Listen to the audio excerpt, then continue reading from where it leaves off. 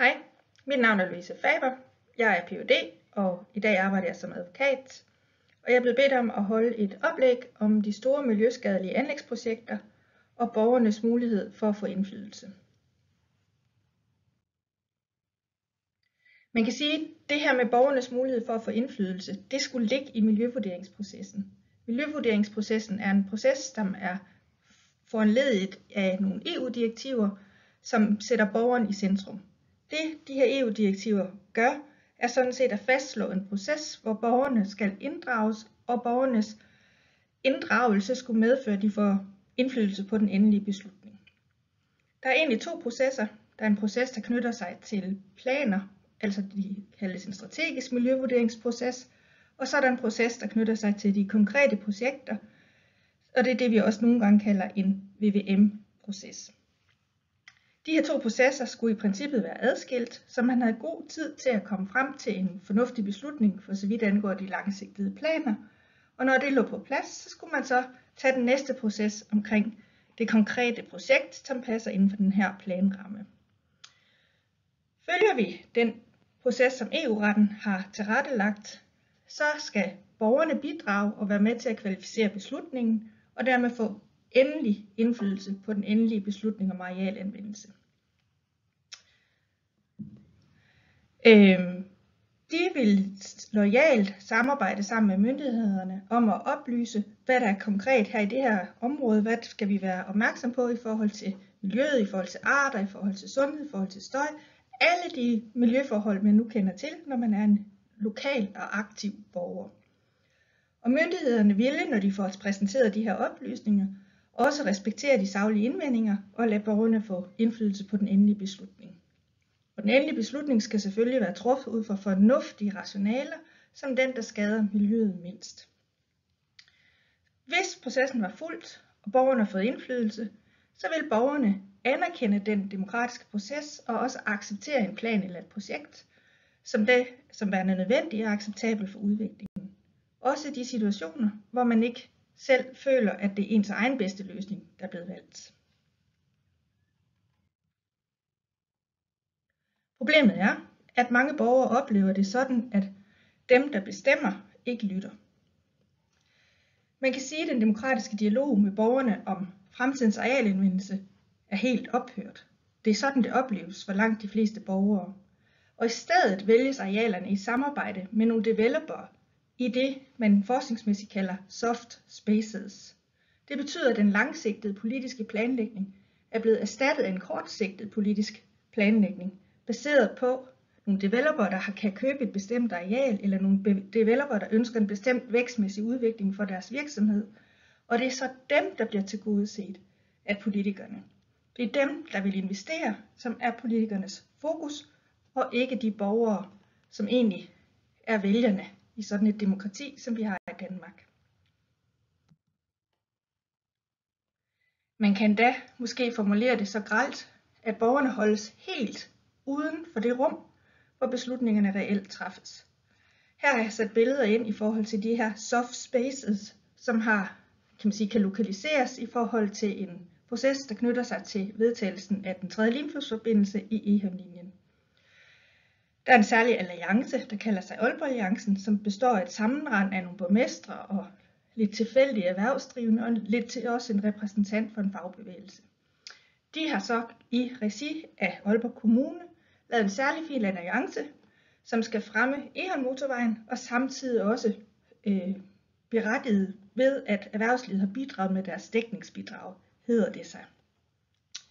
Et andet soft space kan vi se her med en hel masse mennesker med hånden på det runde bord, og igen er det vigtige folk, det er Rasmus Prehn, som er formand for transportudvalget i dag, det er Thomas Kastrup Larsen, som var tidligere borgmester, det er andre folketingspolitikere, og det er andre kommunalpolitikere og andre regionalpolitikere. De har hånden på gåpladen, som de selv sagde, og dem, der ligesom skal beslutte det her, lang tid før VVM-processen overhovedet er til endebragt. Og så har vi et tredje billede, som er et trafikforlig, der blev indgået i 2021. Igen en ikke-juridisk akt, som foregår uden for Folketinget og ikke har nogen retsvirkning for borgerne. Og de her forlig bliver endda indgået helt uafhængig af, hvor man er i de miljøvurderingsprocesser, der løber. Så forligets parter har ikke læst miljøkonsekvensrapporten. Forligets parter har ikke set, hvad borgerne svarer. Forligets parter har bare besluttet, hvilken linjeføring de vil have, uden overhovedet at skele til de EU-retlige regler om, hvordan processerne skal forløbe. Miljøvurderingsprocesserne skulle skabe bedre demokrati, men sådan som de anvendes aktuelt i Danmark, så sker der det modsatte. Borgerne føler, at de ikke har indflydelse. Jeg vil sige, at borgerne har ret i, at de ikke længere har indflydelse i forhold til arealanvendelsen. Det bliver tilfældigt, hvordan vi anvender vores arealer. Det er typisk billige arealer, det er typisk helt tilfældigt placeret, og det er også meget hurtigt noget, der bliver til sådan et politisk prestigeprojekt, uanset om der er et rationale bag lige præcis den her placering. Og borgerne kommer alt for sent ind, de holdes uden for det politiske rum, helt indtil det hele er detailplanlagt, så kører man så en kæmpe hasteproces igennem, som omfatter både projektet og planerne og samtlige godkendelser på én gang, og det får borgerne så 8 uger til at forholde sig til. For det politiske flertal, der er jo etableret, det er helt ligegyldigt, hvad den her borgerhøring den medfører af indsigelser, fordi beslutningen skal jo bare vedtages, det har vi jo allerede bestemt.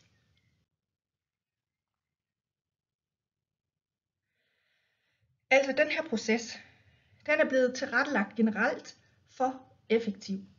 Når man gennemtvinger et demokrati, uden øvrigt på forhånd at oplyse borgerne om, hvad der kommer til at ske, hvilke forventninger man har til processen fremadrettet, men det er sådan nogle slags lyn for en klar himmel. Bum, nu er der en høring, nu har I 8 uger, svar parat nu, og 8 uger til hele processen, både planer og projektet og tilladelserne og det hele. Og så bliver der et borgermøde som regel, og det er sådan en slags en stor teknisk høring, hvor man kan spørge dem, der sidder og laver rapporten, om står der det og det på siden, hvad betyder det og det, men det er overhovedet ikke en politisk høring. Og den tekniske høring, der så forløber over de her 8 uger, er alle miljøpåvirkningerne på én gang, og der sker ikke nogen foregående formidling af indholdet. Der er ingen politikere, der stiller sig frem. Der er ingen politikere, der fortæller om den politiske vision. Der er tavst. Vi skal bare have, fordi vi har besluttet, og det er allerede vedtaget, og nu skal vi lige høre, altså teknisk høre, om I har nogle indvendinger til den tekniske rapport.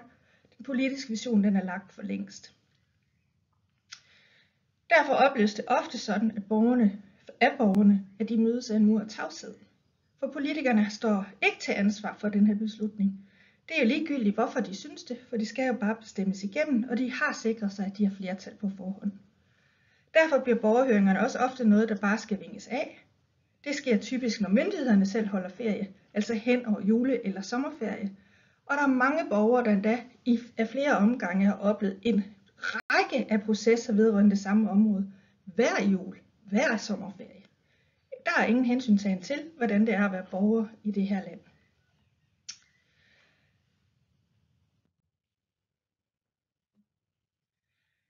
Typisk så anvendes borgernes høringssvar også forkert. Borgerhøring angår kun miljørapportens vurderinger, altså slet ikke den politiske beslutning.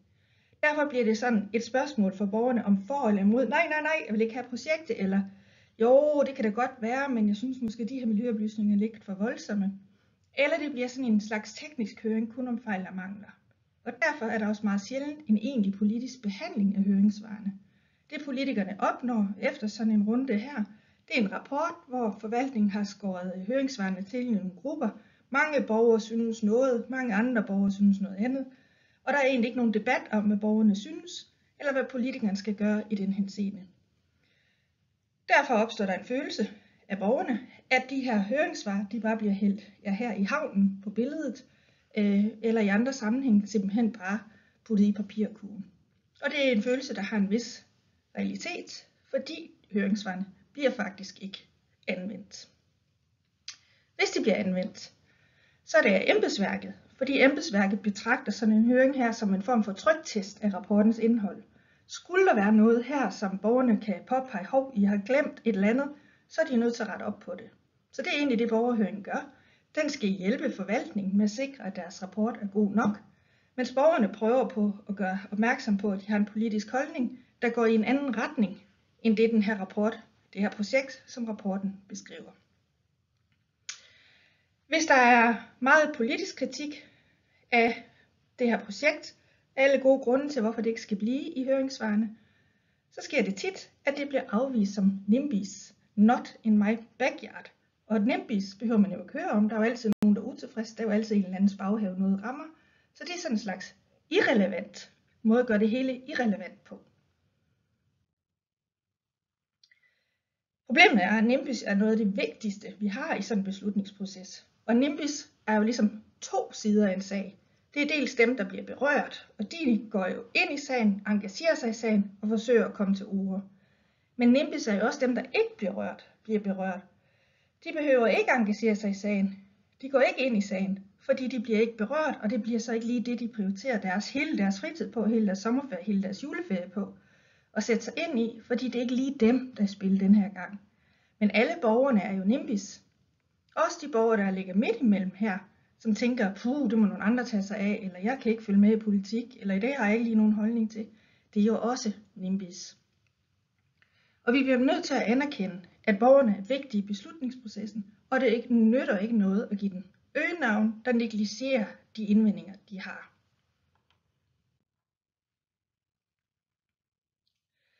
En anden problem i den her proces, det er, at borgerne ikke kan få efterprøvet, heller ikke de fejl og mangler, de finder, før myndigheden har givet tilladelse, eller har truffet en vedtagelse. Så borgerne kan kun komme i retten eller i klagenævn, når tilladelsen foreligger. Og det er stadigvæk borgerne, der skal gøre det. Det er ikke regeringen eller forvaltningen eller Folketinget, og domstolen eller klagenævnene kan heller ikke gribe ind selv. Så klager eller søgsmål skal startes af borgerne selv, som først har været igennem en meget hård proces, meget hurtigt, lige ud af det blå, endnu ikke måske har fået forsamlet sig i foreninger eller gjort noget andet, men bare er borgere i byen og utilfredse med en beslutning. De er de eneste, der kan efterprøve, om processen har været lovlig, og om de regler, der skal iagttages i beslutningen, er blevet iagttaget.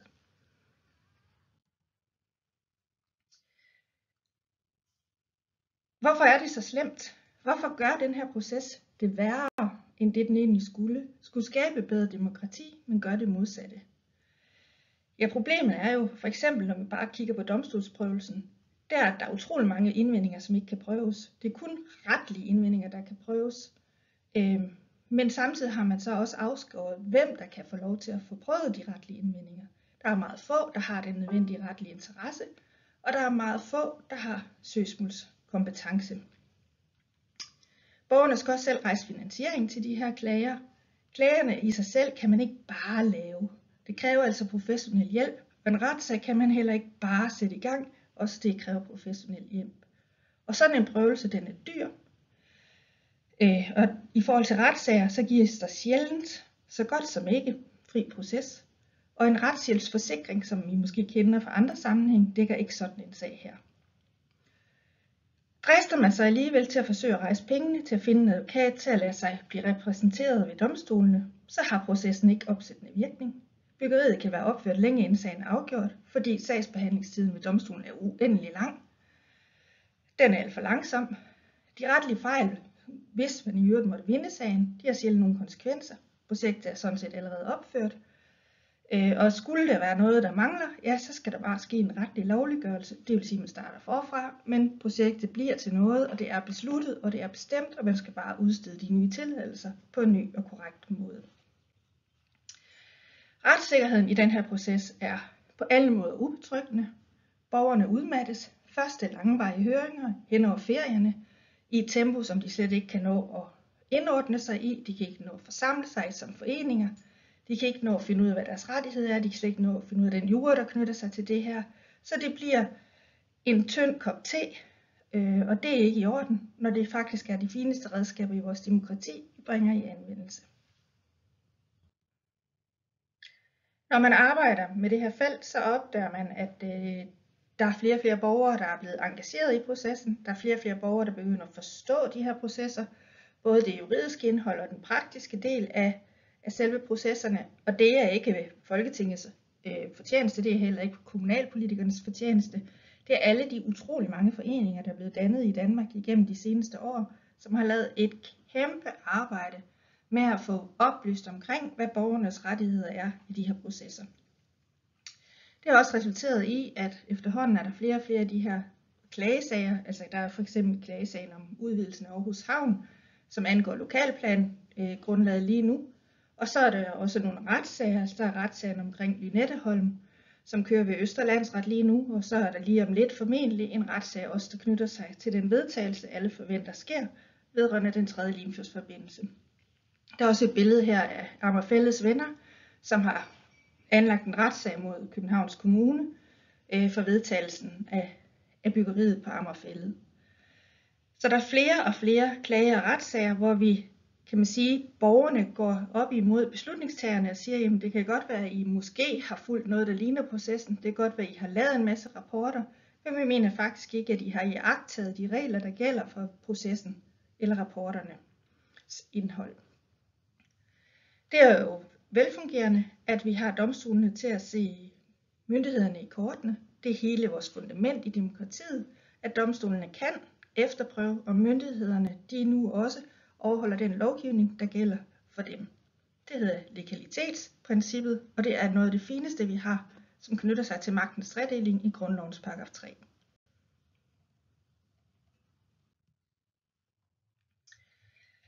Lige nu kan man jo spørge sig selv, er det så godt eller skidt? Hvad synes Folketinget egentlig om det?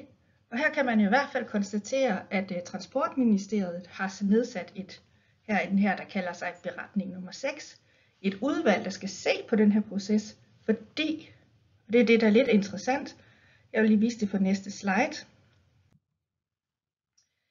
fordi man har konstateret, at en del af indsigelserne er blevet mere professionaliseret, og handler ikke kun om not in my backyard. Det burde man jo faktisk være rigtig stolt af, at borgerne er blevet oplyste og i stand til at gennemskue processerne, rent faktisk komme med kvalificerede indvendinger, altså blevet professionaliseret. Så det, man gerne vil have undersøgt, det er, at hvad kan man gøre for at fremme de her processer? Selve det her oplæg hedder, at man vil nedsætte en parlamentarisk arbejdsgruppe i transportudvalget om effektive processer for godkendelse af anlægs- og byggeprojekter. De skal være effektive. Jeg har allerede sagt, at jeg synes, at processerne er for effektive, men nu skal de åbenbart være endnu bedre effektive. Og man skal nå frem til, det står der jo også i overskriften, at projekterne godkendes. Læser man lidt længere nede i baggrunden for det her, så kan man konstatere, at det man ser som problematisk, det er, at der er en lang sagsbehandlingstid, som udfordrer de politiske beslutninger om at forbedre mobiliteten i Danmark. Det gør det sværere at leve op til målsætningerne for den grønne omstilling og koster samfundet dyrt. Det lyder jo slemt. Ser man på eksemplerne, så er noget af det, som man fremhæver her som problematisk. Det er udvidelsen af Aarhus Havn. Det er der, hvor der kører en klagesag. Det er ikke borgeren, der har forsinket den her proces. Alt kører planlagt. Det eneste, der sker, det er, at klagenævnet ved at efterprøve, om den beslutning, man har truffet om udvidelse af Aarhus Havn, er truffet lovligt. Det andet eksempel er en 3. Limfjordsforbindelse. Der er heller ikke nogen borgere, der har forsinket den 3. Limfjordsforbindelse. Til gengæld har man lavet først en miljørapport i 2011, så lavede man en ny miljørapport i 2021, så sagde Miljøministeriet, at den var for dårlig, så lavede man en supplerende miljørapport i 2022,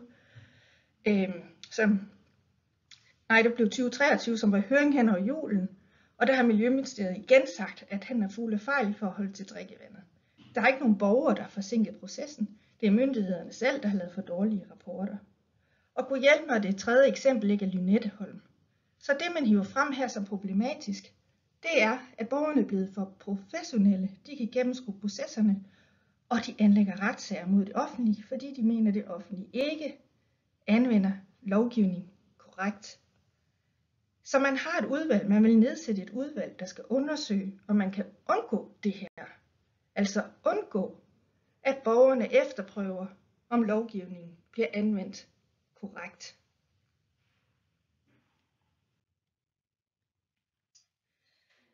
Så hvad er spørgsmålet her? Kan borgerne få indflydelse? Det var egentlig det, jeg skulle holde oplæg om. Hvordan kan borgerne få bedre indflydelse?